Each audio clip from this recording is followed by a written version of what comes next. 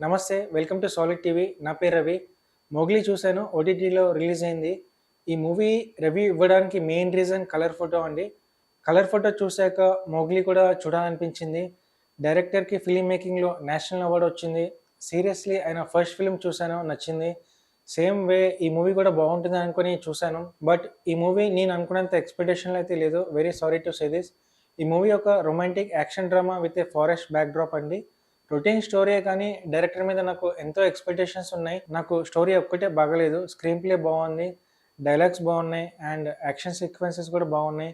Director గారికి colour photo తర్వాత 'Mowgli' తీయడానికి ఎందుకింత టైం పట్టిందో తెలీదు.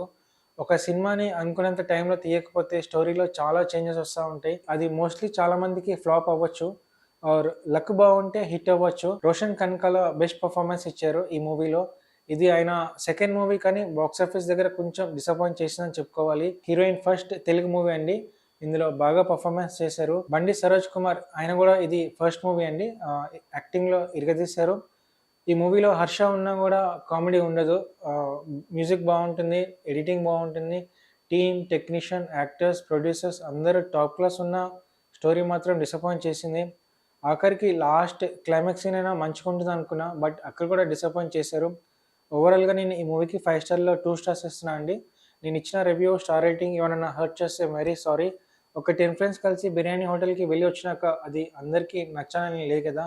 సేమ్ నేను ఇచ్చిన రివ్యూ, స్టార్ రేటింగ్ అంతే అండి. See you next video. Bye by.